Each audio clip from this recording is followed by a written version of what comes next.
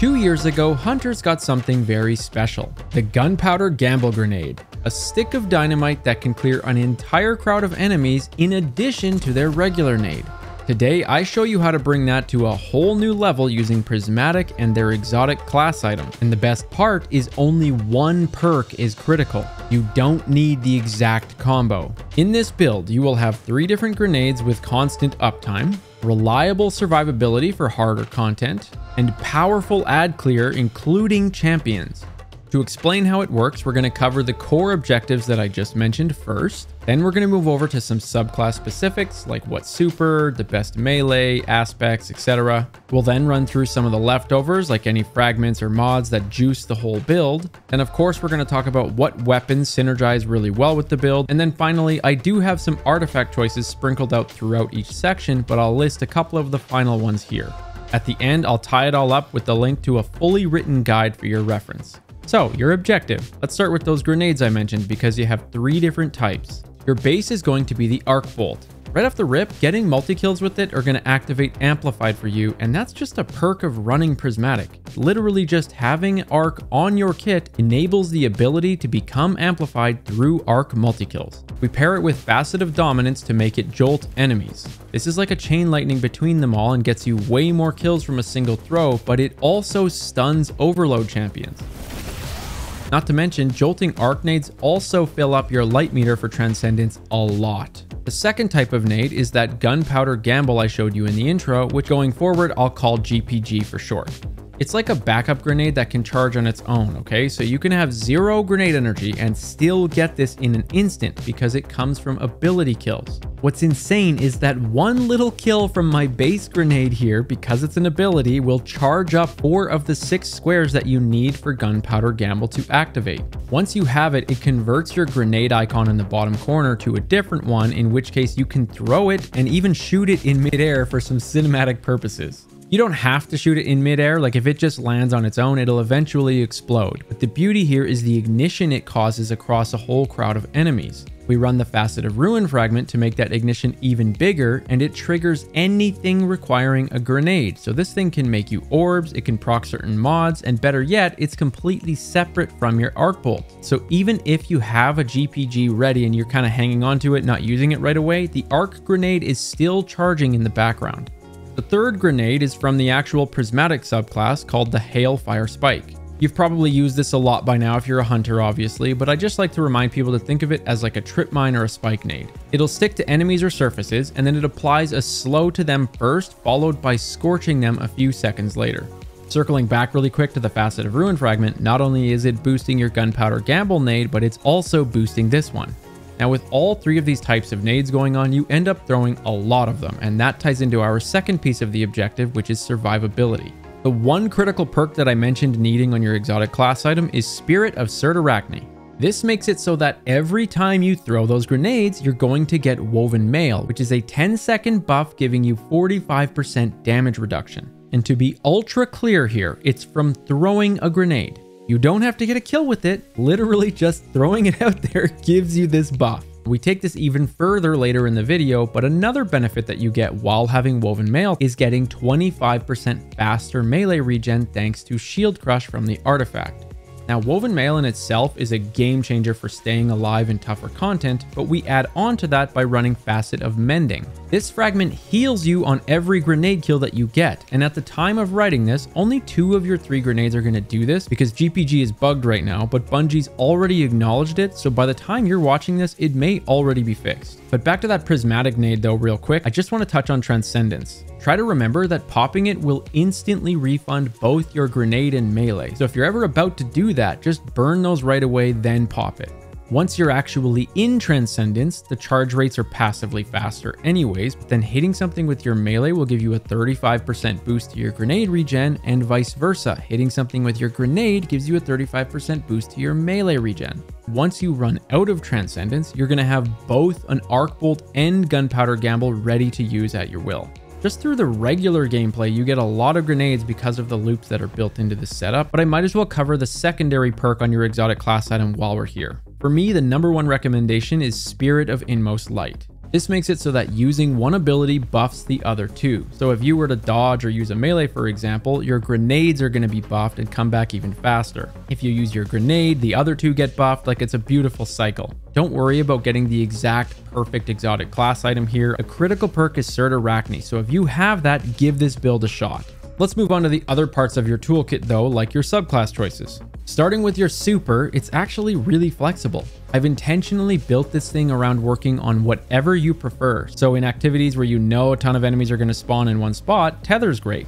Also, on the topic of tether, in case you didn't know, let's say you tethered a boss and it attaches to a bunch of surrounding enemies as well, right? Well, dealing damage to the boss specifically will pass down a portion of that damage to everything else within the tether.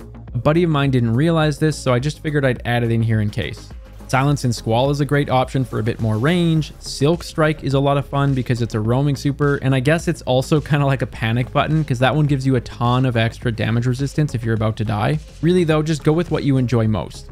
Moving on to your melee, you're going to want to use the Stasis Shurikens. These are great for multiple reasons. First off, they apply slow, which can instantly stun overload champions. Throwing 2 of them at an enemy will freeze them, which can also stun unstoppable champions. I wanted to be able to handle all 3 types of champions though, so I run Facet of Dawn to give us Radiant from powered melee hits. What that means is if I ever need to deal with one, I can just throw a shuriken at anybody to become Radiant, and then I'm able to burn through an anti-barrier champion. In case that's new to you, anytime you're Radiant, your weapons will chew through the anti-barrier bubble.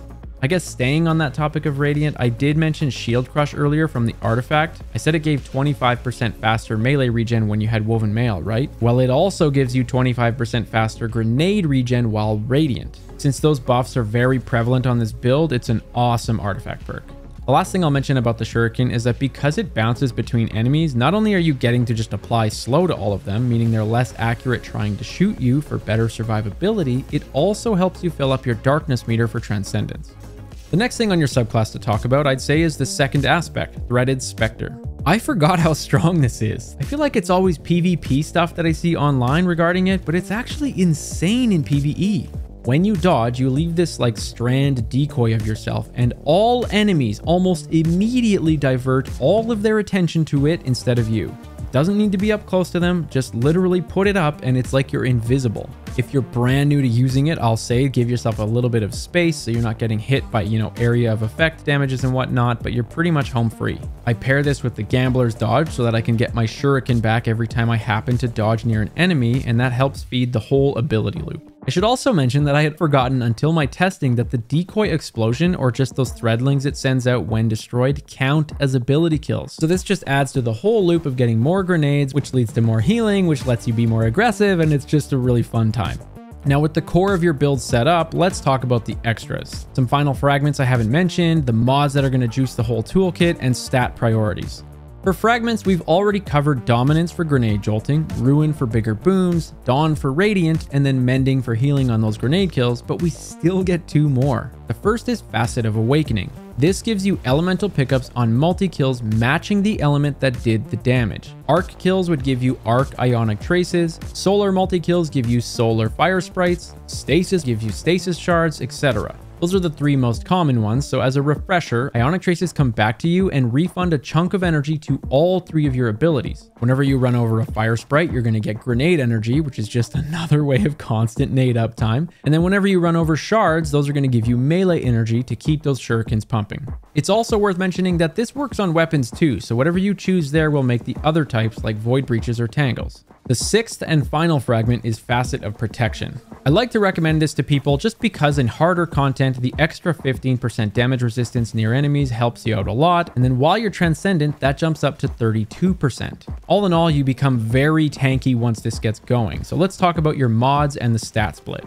With respect to PvE, you generally want high resilience as your top priority, but the one thing that I'll say is that a lot of people force themselves to make sure they have 100, when 90 is completely fine too. It's only a 3% difference, so just don't be scared to run 90. The second order of priority here is Discipline. Throwing grenades does so much for you here, I really like to hit 90 in this stat. Mobility is next because the higher this is, the sooner you get your dodge back since that cooldown is tied to mobility. I want you to try and hit 70 here, and I'll explain that in the mod section, but then your 4th priority would be Strength. You don't want to run less than 50, but because of some mods we're using, you don't need more than 70. And by the way, just before we move on to run through all of those mods, I want to remind you that I've got all of this info listed on a Mobalytics written guide that I'm going to link at the end. The explanations I give in my videos are always so that you have a visual understanding of why we run what we run, but I encourage you to reference the link as much as you want after the video. To keep things trucking though, let's take a look at our character starting out with our helmet. I like to run a siphon mod to make sure I'm making orbs on my weapon multi-kills, and we'll talk more about that in the weapon section, but then the second mod you want to have is ashes to assets. This is amazing because it gives you super energy from all of those grenade kills that you're getting. In the third slot, I've left that open for you because you probably want to run an ammo finder. Moving on to your gauntlets, the first mod that I recommend is firepower to make more orbs from all of those grenade kills. The second mod I use is font of vigor to boost my strength stat.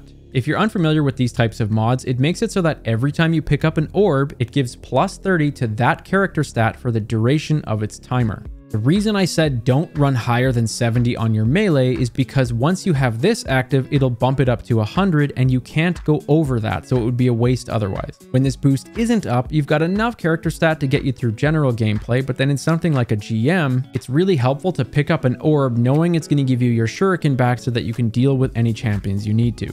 For your third mod, it kind of depends. If you have Spirit of Inmost Light on your class item, you can run anything you want here. If you don't, however, I recommend you run Impact Induction here because that helps close the cooldown loop perfectly, dealing melee damage, so every time you throw your shuriken is going to give you a boost in grenade energy. Moving on to our chest, I've left this completely open. The way the cooldown loops are set up on this, you can use triple resist mods for harder content. Moving over to your legs now, I like to use recuperation for health on every orb pickup, and then the next mod would be Font of Agility. Just like the strength one I explained before for the melee, this one gives you plus 30 mobility every time you pick up an orb. In the third slot, we've got a Weapon Surge. After picking up an orb, whatever damage type you've picked here will give that weapon a 10% damage boost. Finally, we'll head over to the exotic class item. The first mod you want to use is Time Dilation. Anytime you have one of those light blue mods equipped on your character like the ones I showed you, walking over an orb starts a 10-second timer. That's the window of time to gain the benefits I described earlier, but then running Time Dilation bumps that 10 seconds up to 15, meaning if you pick up 3 orbs, you get 45 seconds total instead of 30. The second mod is Powerful Attraction. This makes it so that using your dodge will pick up all nearby orbs. I've never really liked paying attention to where these orbs are dropping, and so this has always been one of my favorites. Thirdly, because orbs do so much for us, I recommend running Reaper if you have the room for it. This just makes it so getting a kill after using a dodge will pop out another orb. If you don't have room for this, don't worry about it. I would go with Bomber to get grenade energy on every dodge. All right, let's talk about some weapons though. In your energy slot, I like to use an arc weapon. This helps you get amplified from multi-kills, and I know I mentioned getting it from the grenade multi-kills earlier, but this is just another layer to remain amplified more often, and it does a lot for you. It gives plus 50 mobility, so more dodges. It's a faster sprint, a higher jump, longer slide, better weapon handling. It's just a big giant fun factor to whatever it is that you're doing. My personal favorite in this slot is the Indebted Kindness because rockets items are amazing for ammo economy, they work fine for shooting the gunpowder nades in midair, and they're great for general ad clear. Plus, since it's arc, it'll also make more of those ionic traces we talked about earlier. Alternatively though, if there's a lot of overload champs in your activity, the Nation of Beasts is an arc hand cannon with explosive payload, meaning you can stun them in just 2 shots versus the 3 that you normally need on a 140 RPM. With that solidified, your top and bottom slot kind of depend on each other. For example, you can run an arc machine gun here and have an absolute blast. All you want to do though is make sure you have a high burst damage option like a sniper in the top slot then. If you were to choose something like a grenade launcher or rocket launcher in your heavy, then in your top slot you may not need something as high of a burst damage. Like I've been loving the Lost Signal. It's a stasis GL that fills your darkness meter insanely fast. Like I made an entire video on this thing just because of how fun it is. Moving out of there, let's talk about the artifact. And while I work really hard to make my builds not rely on artifact mods because they're seasonal, it's kind of a shame to not mention them when they're still relevant and elevate things a lot.